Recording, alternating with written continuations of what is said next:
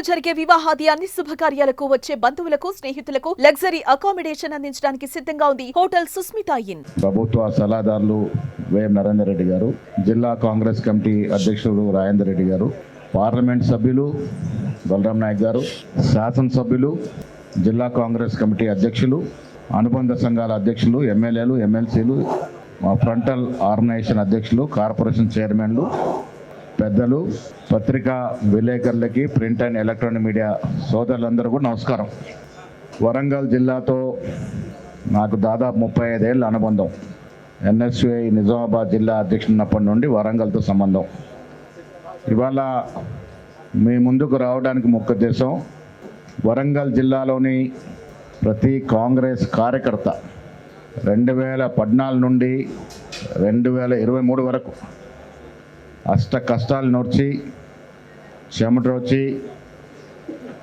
త్యాగం చేసినటువంటి ఫలితంగానే 2023 3 డిసెంబర్న వచ్చిన ఫలితాల్లో ఆనాటి పిసిసి అధ్యక్షుడు రేవంత్ రెడ్డి గారి ఆధ్వర్యంలో కాంగ్రెస్ ప్రభుత్వం ఈ రాష్ట్రంలో అధికారులు రావటానికి ఉమ్మడి వరంగల్ జిల్లా ప్రాతినిధ్యం పెద్ద సంఖ్యలో రావడం కారణం అనే మాట ఈ సందర్భంగా మనవి చేస్తా ఉన్నాను. వరంగల్ ఉమ్మడి జిల్లా ప్రజలు పెద్ద ఎత్తున మా శాసనసభ్యులందరినీ గెలిపించి డిసెంబర్ 2023లో కాంగ్రెస్ పార్టీ అధికారం రావడానికి దోహదపడింది. వరంగల్ ఎప్పుడు కూడా పోరాటాలకి, చైతన్యానికి నాంది పలికే జిల్లా. అందుకే ఇవాళ రేవంత్ రెడ్డి గారి ప్రభుత్వం అధికారంలోకి వచ్చి 11 మాసాలు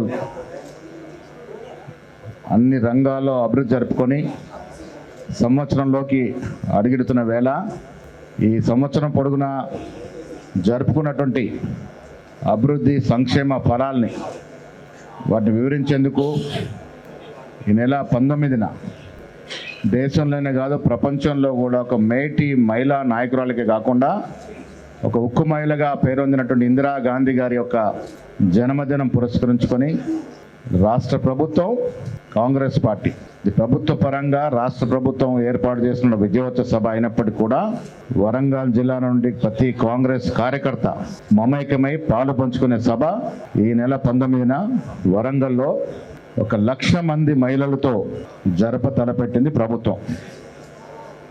ఈ రాష్ట్రంలో కాంగ్రెస్ ప్రభుత్వం ఉంది. ఈ ప్రభుత్వ హయాంలో 19న జరప తలపెట్టినటువంటి మహిళా సదస్సు ఇందిరాగాంధీ జన్మదిన పురస్కరించుకుని జరిగే తరచులో 1,00,000 మంది మహిళలు పాల్గొనేటువంటి అవకాశం ఉంది. ఆ ఏర్పాటు పర్యవేక్షించడానికే ఇక్కడ ఉన్నటువంటి సీనియర్ మంత్రులు మేము ఇక్కడ రావడం జరిగింది. మిత్రులారా, చాలా మనం సంవత్సర పాటుగా ఒకసారి 10 ఏళ్ళు 2014లో తెలంగాణ ఉద్యమంలో పాల్గొన్న నెపంతో ఆనాడు ఆచరణ సాధ్యంగా ఎన్నో వాగ్దానాలు, ప్రజల్ని అబ్బరపరిచే మాటలు చెప్పి అధికారంలోకి వచ్చినట్టు కేసీఆర్ మీద ఈ రాష్ట్ర ప్రజలకి చాలా నమ్మకం ఉండింది. తెలంగాణ రాష్ట్రం అన్ని రంగాల్లో అభివృద్ధి చెందుతుందని, తెలంగాణ రాష్ట్రంలో ప్రతి కుటుంబం బంగారుమయం అవుతుందని, మేము కోరుకున్న ఉద్యోగాలు మాకు వస్తాయని, నీళ్లు నిధులు సక్రమంగా జరుగుతాయని ఆశించి ఆనాడు కేసీఆర్ గారిని అధికారంలో తీసుకొస్తే ఈ ఆశించిన మేరకు ఫలితము రాకపోవడమే కాక అన్ని రంగాల్లో ఈ రాష్ట్రాన్ని నట్టేట ముంచి తుదకి 8.5 లక్షల కోట్ల అప్పులు చేకూర్చి మా చేతికి ప్రభుత్వాన్ని అప్పజెప్పిపోయినాడు కేసీఆర్ గారు. నీళ్ల పేరిట జరిగిన దోపిడీ ఇంత అంతా కాదు. నిధుల పేరిట జరిగిన దోపిడీ, భూముల పేరిట జరిగిన దోపిడీ, అన్ని రకాలుగా దోపిడీ జరుగుతుందనే 2023లో ప్రజలు వారిని గద్దెదించి కాంగ్రెస్ పార్టీని అధికారంలోకి తేవడం జరిగింది. ముఖ్యమంత్రిగా రేవంత్ రెడ్డి గారు, డిప్యూటీ ముఖ్యమంత్రిగా భట్టి గారితో పాటు ఇక్కడ మంత్రులందరూ కూడా ఒక సమర్థవంతమైన క్యాబినెట్ రాష్ట్ర ప్రజలు తెచ్చుకోవడం జరిగింది. రేవంత్ రెడ్డి గారు ముఖ్యమంత్రిగా వారి ఆధ్వర్యంలో జరిగినటువంటి అభివృద్ధి కార్యక్రమాలు అన్ని రంగాల్లో ఒక కొత్త ఒరవడికి శ్రీకారం చుడుతూ మేము ఎన్నికలకు ముందు ఇచ్చినటువంటి 6 గ్యారెంటీల్లో పలు అంశాలని మెజారిటీ అంశాలని ప్రజలకు ఇవ్వడమే కాకుండా వినూతనంగా ఈ రాష్ట్రంలో విద్యా విధానం మారాలి, యావత్ దేశానికి తెలంగాణ విద్యా విధానంలో ఒక రోల్ మోడల్గా ఉండాలంటే ఒక నెపంతో ఇవాళ యంగ్ ఇండియా ఇంటిగ్రేటెడ్ స్కూల్స్ పేరిట దాదాపు 28 స్కూళ్ళకి మేము శంకుస్థాపన చేసుకోవడం జరిగింది. వైద్య రంగంలో కూడా 10 ఏళ్ళు ప్రభుత్వ ఆసుపత్రులు నామరూపాలు లేకుండా పోయినట్టు సందర్భం. ఈ దేశానికే ఒక ఆదర్శంగా ఉండాలని వైద్య రంగంలో కూడా ముఖ్యమంత్రి గారు విపరీతం శ్రద్ధ పెడుతూ అధునాతన సాంకేతిక అంగులతో ప్రభుత్వ వైద్యశాలని ప్రభుత్వ ఆసుపత్రుల్ని తీర్చిదిద్దిన సందర్భం. సంక్షేమ విషయానికి వచ్చినప్పుడు కూడా 10 ఏళ్లలో రైతులకి కేసీఆర్ ప్రభుత్వం ఎంత చేసిందో అంతకన్నా రెట్టింపు 1 సంవత్సరంలో చేయగలిగినామని ఘనంగా చెప్పుకున్నటువంటి పరిస్థితి వల్ల. రుణమాఫీ విషయానికి వస్తే 10 ఏళ్లలో విడతల వారిగా వారిచ్చిన రుణం కంటే 9 మాసాల్లో మేమిచ్చిన 18,000 కోట్ల రుణం ఎక్కువ అనే మాట కూడా ఈ సందర్భం మీకు తెలియజేస్తా ఉన్నాను. రైతు భరోసా కార్యక్రమం కానీ, విద్యార్థులకి ఇలా డైట్ అండ్ కాస్మెటిక్స్ ఛార్జెస్ 40% పెంచడం కానీ, ఇలా స్కిల్ యూనివర్సిటీ ఎస్టాబ్లిష్ చేయడం కానీ, ఏఐ కాన్ఫరెన్స్ పెట్టి హైదరాబాద్లో శ్రీధర్బాబు గారి నేతృత్వంలో కొత్త అంగులతో ప్రపంచంలో ఉన్నటువంటి మేటి టెక్నాలజీతో తెలంగాణలో దాన్ని తీసుకురావడం కానీ, ఇలా చెప్పుకుంటూ పోతే వరంగల్లో గిరిజన యూనివర్సిటీ కానీ, ఇలా చెప్పుకుంటూ పోతే అన్నిట్లో కూడా 9 నెలల్లో మా ప్రభుత్వం గత 10 ఏళ్ల పాలన కంటే కూడా మెరుగైనటువంటి అభివృద్ధిని చేసుకున్నాం, సంక్షేమాన్ని ఇవ్వగలిగినాం.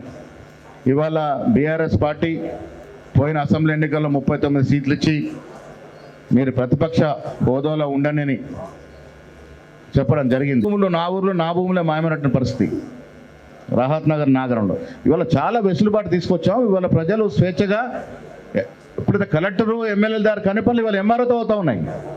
సరళీకృతం అయింది, ధరణి సమూలంగా మారింది. అది మొదటిది. రెండవది మీరు అడిగింది, ఈ రాష్ట్రంలో మేము అధికారంలో వచ్చేనాటికి 8.5 లక్షల కోట్ల అప్పు, ఆర్థిక వెసులుబాటు అసలు లేని సమయంలో కూడా మేము ఇచ్చినటువంటి గ్యారంటీలు దాదాపుగా పూర్తి చేస్తూ ఉన్నాము.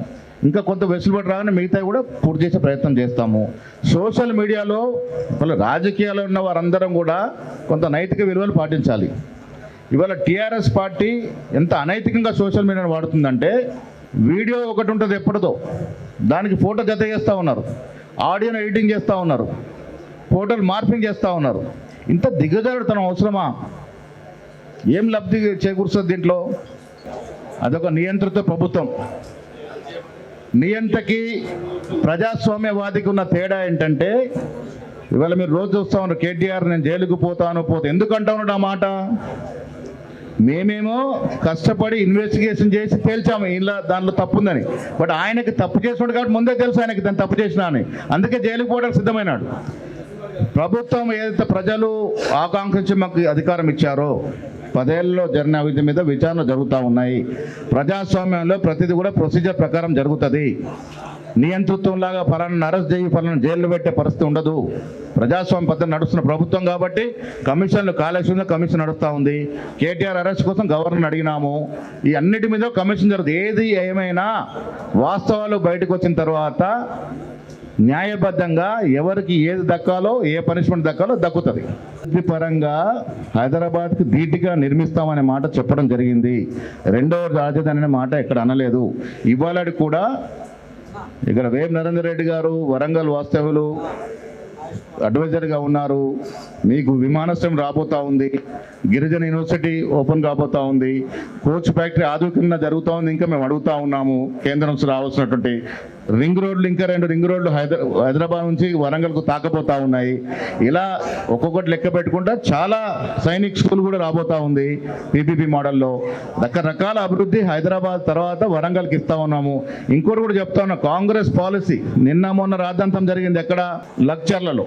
ఇప్పుడు 15,000 ఎకరాలు ఎప్పుడైతే వారు ఫార్మాసిటీకి హైదరాబాద్లో పోగు చేసినారో, ఆనాడు ఎన్నికలకు ముందే శ్రీధర్ బాబు గారు భట్టి గారు అసెంబ్లీ అడిగినారు, ఒక చోట 15,000 ఎకరాలు చేసి మీరు డీసెంట్రలైజ్ చేస్తే ఇది నష్టం జరుగుద్ది, ఒకే చోట ఉండడం వల్ల ట్రాఫిక్ సమస్యలు, పోలీస్ సమస్యలు వస్తాయని మాట చెప్పడం జరిగింది. మా విధానం ఈ రాష్ట్రం సమూలంగా అభివృద్ధి జరగాలి. ఫార్మాసిటీ ఎందుకు ఆదిలాబాద్లో ఉండకూడదు, ఎందుకు ములుగులో ఉండకూడదు, ఎందుకు బాసర్లో ఉండకూడదు, ఎందుకు హైదరాబాద్లోనే ఉండాలి? మా ఉద్దేశం వల్ల కూడా, మా పాలసీ, కాంగ్రెస్ పాలసీ వల్ల కూడా అభివృద్ధి అనేది వికేంద్రీకరణ జరగాలి. రాష్ట్రంలో నలుమూలలో జరగాలి కాబట్టి కొడంగల్లో ఒక క్లస్టర్గా పెట్టుకుని అక్కడ ఒక ఫార్మా ఇండస్ట్రీ వస్తూ ఉంది. సో రకరకాలుగా అభివృద్ధి జరుగుతూ ఉంటే రేపు మాకు నూకలు జల్లిపోతారు బాధతో, అక్కస్తో రకరకాలుగా బద్నాం చేసే ప్రయత్నం చేస్తూ ఉన్నారు. కానీ తెలంగాణ ప్రజలు విఘ్నులు, వాస్తవాలు తెలుసుకునే సత్తా, ధైర్యమైన ప్రజలు జరుగుతుంది ఏందో తెలుసుకుంటారు. నేను మళ్ళీ చెప్తా ఉన్నాను, ఈ రోజుకి సిద్ధము. 10 ఏళ్లలో జరిగిన అభివృద్ధి 9 నెలల అభివృద్ధికి చర్చకు సిద్ధమైన మాట చెప్తా ఉన్నాను. అన్ని రంగాల్లో మహిళలకి అన్ని రకాల సదుపాయాలు కాంగ్రెస్ ప్రభుత్వం వచ్చిన తర్వాత అందుతూ ఉన్నాయి. అవన్నీ కూడా విఫలంగా వివరించే ప్రయత్నం చేస్తాం. మీరు పక్కన ఏ అంశం కూడా పక్కన పెట్టలేదు. హైడ్రా, మూసి, నేను మొదటి బహిరంగ సభలో ముఖ్యమంత్రి గారిని అభినందిస్తూ నేను ఒక మాటను, ఎవరిచ్చారు మీకు ఐడియా, కానీ ఇంత బహత్తరమైన ఐడియా అసలు ఎవరికి తట్టిందో అని. హైడ్రా ఎవరి కోసం అండి? ఎవరి కోసం హైడ్రా వచ్చింది? ఎవరి స్వార్థం కోసం కాదు. హైదరాబాద్ అనేది ఒకప్పుడు city of rocks and lakes. Nizam కాలం నుంచి కూడా 2500 చిన్న చితకర చెరువులు, కుంటలు ఉండేవి. భారీ వర్షం పడితే వాన నీరంతా కుంటలకు పోయేది, మనం సురక్షితంగా ఉండేది. ఇలా హైదరాబాద్లో నేను నార్సింగ్లో ఉంటే ఫస్ట్ వరకు నీళ్ళు వస్తూ ఉన్నాయి. ఎందుకు వస్తూ ఉన్నాయి? చెరువులు, కుంటలు కబలించబడి నీరు పోవాల్సిన పూట కుదించబడితే వాటర్ అంతా ఇళ్ళకి వస్తూ ఉన్నాయి. సో హైదరాబాద్ సురక్షితంగా ఉండాలి, పూర్వవైభవం రావాలంటే హైడ్రా తీసుకొచ్చినారు. హైడ్రా వల్ల ఎవరికి నష్టం జరుగుతుంది? ఎవరు భయపడుతున్నారు? ఇలా పోయిన గత పాలకులు, మంత్రులు, ఎమ్మెల్యేలు, ఎమ్మెల్సీల అండలతో భూ కబ్జాలు చేసినట్టు బకాసులకు భయం పుట్టుకోవాలి. దాంతో చెరువులు ఏదైతే కబ్జా చేసింది ఎవరు? చెరువులు భారీ నిర్మాణం చేపట్టింది ఎవరు? బీదవాడి కోసం కాదు హైడ్రా ప్రాజెక్టు. ఇలా మూసీ మీద ఇలా కిషన్ రెడ్డి గారు చేస్తూ ఉన్నారు. నేను కిషన్ రెడ్డి గారు మీ ద్వారా అడుగుతా ఉన్నాను, మూసీ ప్రక్షాళన అవసరమా లేదా? ఇలా వాయనాడులో ఒక భారీ వర్షం పడితే వాయనాడు కొట్టుకుపోయింది. ఇదే హైదరాబాద్ పట్టణంలో 1908లో 1912లో ఒక భారీ వర్షం పడితే ఆనాడు ఉన్న జనాభా 72,000లో 18,000 మంది మూసీలో కొట్టుకుపోయినారు. ఇది చరిత్ర, ఇది వాస్తవం. ఇప్పుడు రేపు ఒక భారీ వర్షం పడితే మూసీ పరిస్థితి ఏమిటి? ఇలా ప్రకృతి చెప్పి రాదు. ఒక విలయతాండం విజృంభిస్తే మన పరిస్థితి ఏమిటి? మూసీ ప్రక్షాళన ఎందుకు చేస్తూ ఉన్నాం? హైదరాబాద్ సురక్షితంగా ఉండాలి. క్లైమేట్ పరంగా హైదరాబాద్ ఒక సురక్షిత ప్రాంతంగా ఈ దేశంలో పేరుగాంచాలి. అప్పుడే కదా మన పెట్టుబడులు వచ్చేవి. సో ఎవరి స్వార్థం కోసం తీసుకొచ్చింది కాదు, ఇది భవిష్యత్ తరాల కోసం. మా తరం అయిపోయింది, 50+ వచ్చాం. రేపు మా వెనుకొచ్చే తరాల కోసం ఉపయోగపడే విధంగా తీసుకొచ్చిన భారీ వ్యూహంతో తీసుకొచ్చిన ప్రాజెక్ట్ ఇది. దీన్ని తిమ్మిని బొమ్మ చేసి అబద్ధాలు ప్రచారం చేసే ప్రయత్నం మీద చేస్తూ ఉన్నారు. ప్రజలు నమ్మొద్దు. ఇది కేవలం హైదరాబాద్ సురక్షితంగా ఉండటం కోసం తీసుకొచ్చినటువంటి స్కీములు ఇవి. డెఫినెట్గా ముందుకు పోవాలి. దీని మీద ఎవరికైనా అనుమానం ఉంటే నివృత్తి చేయడానికి సిద్ధంగా ఉన్నాం మేము. ఉన్న ప్రజాస్వామిక స్వేచ్ఛ ఈ ప్రపంచంలో ఏ పార్టీలు లేదు. మీరు ఎన్నికల ముందు చూశారు, సైద్ధాంతికంగా విమర్శించుకుంటాం, సైద్ధాంతిక పరంగా విభేదాలు ఉన్నా ఎన్నికల ముందు ఏ విధంగా మేము కలిసి పోరాడినామో, ఏ విధంగా మన ప్రజలు నమ్మినారో, నమ్మి అధికారం తీసుకొని మీరు చూసినారు. కాంగ్రెస్ పార్టీలో స్వేచ్ఛ ఉంటుంది. మేము ఎవరైనా తప్పు చేస్తే డెఫినెట్గా నిలదీస్తాం, ఆ స్వేచ్ఛ మాకే ఉంది. కానీ టైం వచ్చినప్పుడు కలిసిపోయే తత్వం కూడా మా కాంగ్రెస్ కార్యకర్తలో ఉంటుంది. Thank you.